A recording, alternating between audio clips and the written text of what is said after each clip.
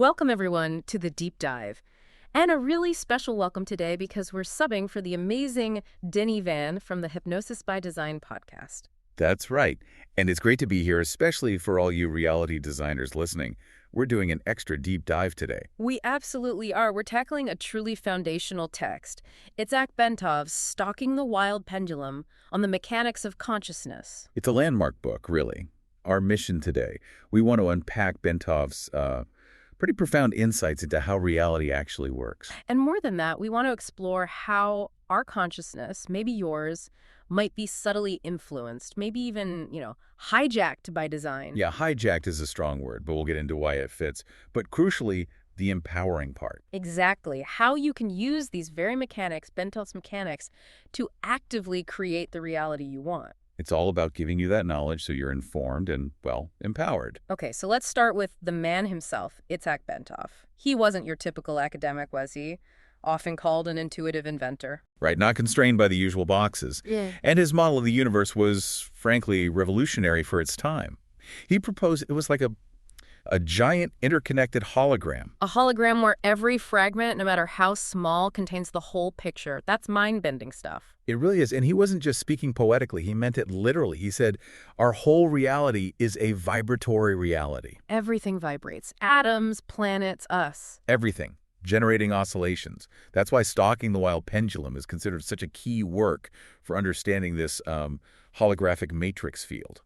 And also entrainment. Entrainment, like when clocks synchronize. Exactly like that. Two rhythmic systems influencing each other, falling into step. Bentov showed our bodies are constantly doing this, tuning into the vibrations around us. Wow. Okay, and he didn't just look outward, he looked inward too, right?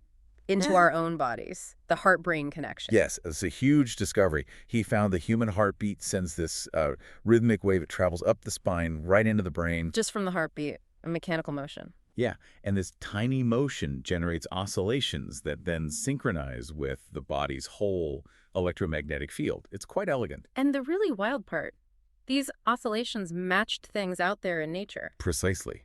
He found these internal frequencies matched to vibrations from atoms all the way up to rotating planets. It wasn't random. So he thought it was evidence of some kind of cosmic connection. The built-in cosmic feedback loop, as he put it.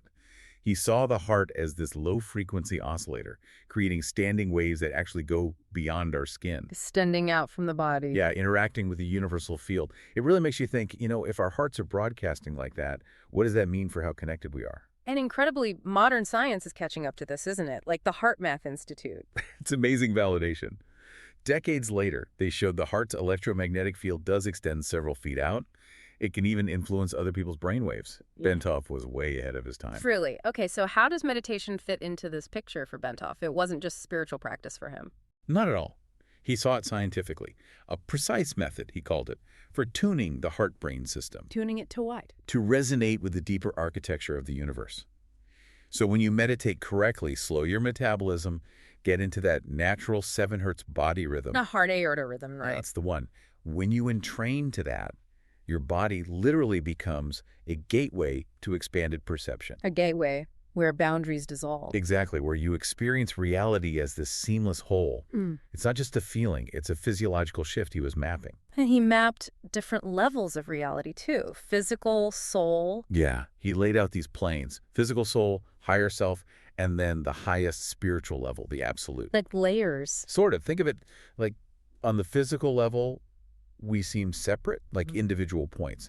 But as you go deeper into the soul or higher self levels, those points start overlapping more and more. Until you reach the absolute where there's total overlap. A state of omnipresence where essentially everything and everyone is everywhere simultaneously. And we exist on all these levels at once, even if we don't realize it. That was his view. Our normal senses just give us this tiny window, a very limited slice of the full vibrational spectrum, this endless spectrum of realities. Okay, this is fascinating, but then the story takes a really dark, unsettling turn. Bentov's death in 1979. Yeah, it's deeply troubling. He was literally on his way to Japan to share what he called his cracked code of reality with other scientists, and his plane crashed. Such a loss. But then his work reappeared. Well, not exactly his work, but concepts almost identical to his surfaced later in declassified CIA documents. CIA documents, what were they called? It was an analysis called the gateway process. Oh, And reading it, it's eerie. It describes the brain and body as oscillating systems, just like Bentov did. and consciousness extending beyond space-time, accessing other realities. All there, using controlled resonance. But the goal wasn't enlightenment, like for Bentov. What was the goal then, according to the documents? Things like remote viewing, perceiving distant things, and strategic asset control. It raises a serious question. If this knowledge can genuinely bend perception, who's controlling it and why? Exactly. Which leads us right into the next crucial area for you reality designers. How do you even start to become aware if your own consciousness is being influenced, maybe even nudged or hijacked? It starts with questioning normal, right? What if our normal perception is already kind of limited? That's a key point from the sources. Think about experiences sometimes labeled psychotic episodes, like suddenly seeing a deceased relative, a spontaneous opening to something non-physical. Yeah. From Bentov's perspective, or the one in these sources, maybe that's not a breakdown. Maybe it's a brief breakthrough beyond our usual sensory limits. But conventional treatment often tries to suppress that. Right.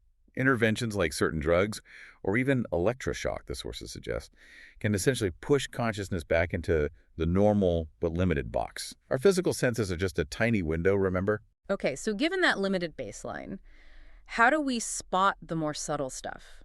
The hypnosis by design, what are the signs? One thing the sources mention is noticing time feeling weird, like it's stretching or contracting, distorted or dilated. That feeling when time just drags or flies by. Exactly. It's a classic indicator of an altered state of consciousness.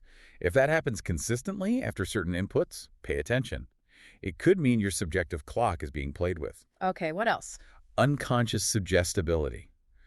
Being aware if you feel strangely open to ideas or commands, maybe influenced by things you can't quite pinpoint, like faint rhythmic pulses too subtle to consciously notice. Pulses, like sound or light. Could be anything that entrains your brainwaves without you realizing.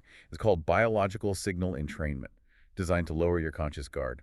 Wow. And then there's engineered confusion. Yes, that feeling of mental scramble or overload when you're hit with contradictions or just too much conflicting information. Yeah, like your brain just freezes up. And in that moment of freeze, the sources say, you become wide open to suggestion.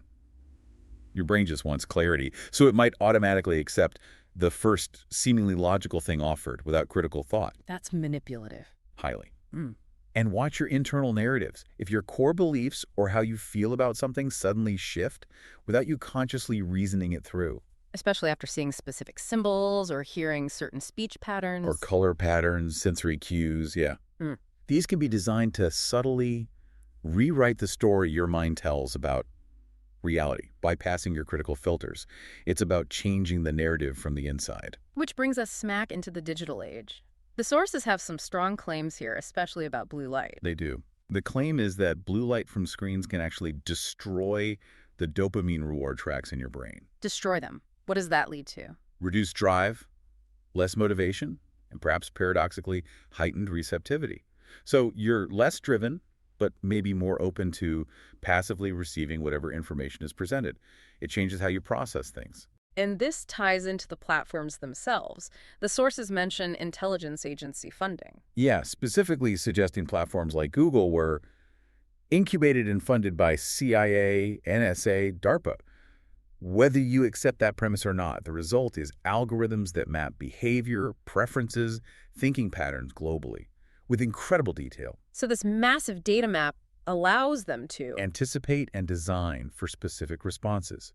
By tweaking tiny things when you get a notification, how a headline is framed, the order of your search results. It's like reality curation on a massive scale. Controlled perception. That's the term used. Yeah. And it can create these parallel realities where people live in the same physical world but inhabit totally different mental landscapes, each utterly convinced they're seeing the truth. It's a vast predictive feedback loop.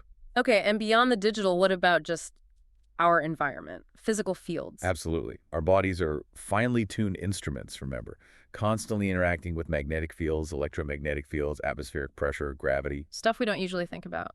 Right. But unusual stress, anxiety, physical symptoms with no clear cause. It could be these environmental fields subtly messing with your body's natural rhythms, pushing you out of tune, like a background hum throwing off an orchestra. Okay, so we've covered the mechanics, the potential for manipulation. Now, the crucial part for reality designers, How do we flip this? How do we use these mechanics ourselves? This is where it gets really empowering.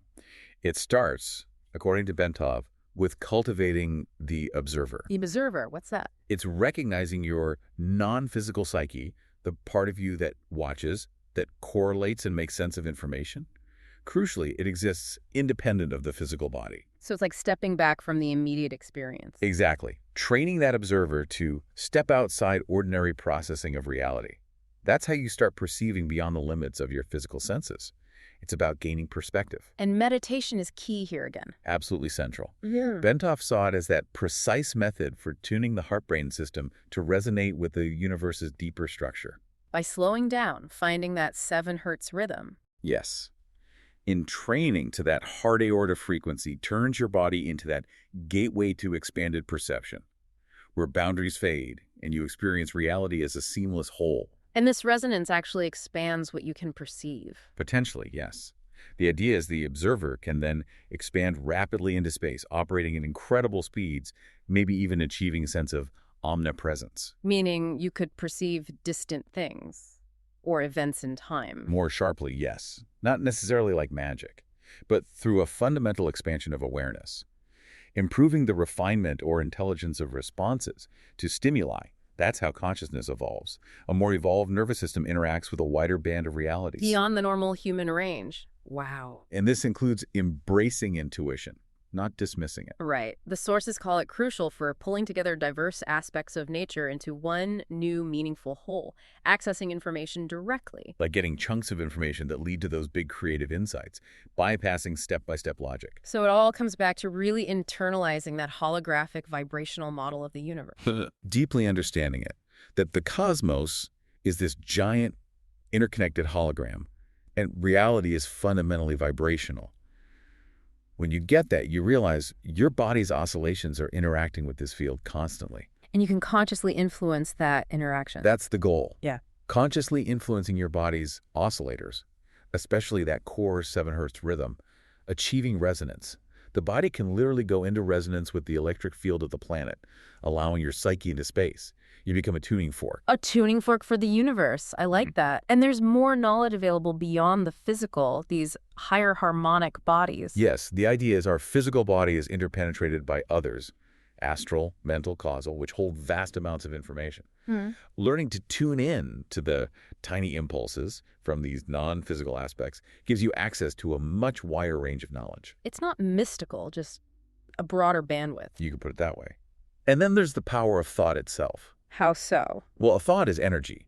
It makes neurons fire in specific patterns, but that energy doesn't just stay in your head. It gets broadcast. In the form of electromagnetic waves, into the environment, and finally into the cosmos. So by concentrating your thoughts, making them coherent and focused, You generate energy that influences reality. your reality and potentially others, your thoughts become active agents in the field. And the ultimate realization seems to be interconnectedness. Absolutely. At those higher spiritual levels Bentov described, consciousness overlaps completely. Everything and everyone is everywhere. Omnipresence. Realizing we are fundamentally one with the universe. When you truly grasp that, the illusion of separation dissolves. It fundamentally changes your experience of reality. It's a massive paradigm shift. Okay, so reality designers, let's wrap this up. We've journeyed through Bentov's incredible map of consciousness, right from your own heartbeat connecting to the cosmos. We've also looked at the, frankly, unsettling ways perception can be engineered, steered, maybe even hijacked, whether through confusion tactics, digital dopamine drains, or subtle environmental frequencies. But, and this is the crucial takeaway, we've uncovered the immense power you hold. The power to understand these mechanics, to tune your own instrument, and to actively, proactively create your reality. It's about shifting from being a passive receiver to an active creator. Yeah. Recognizing your body resonates, your thoughts have power, and your consciousness can expand. So the final question really lands with you. Knowing that perception can be tuned, knowing reality can be influenced through these feedback loops, are you just going to be carried along by the current? Or are you going to pick up these tools, this understanding, and consciously, deliberately author your next experience, your next reality? The choice, truly, is always yours. Yeah. And if this deep dive has resonated, if it sparked something in you, definitely subscribe to the Hypnosis by Design channel. Denny Van explores this kind of stuff all the time. Absolutely. Keep exploring, keep designing. We look forward to diving deep with you again soon.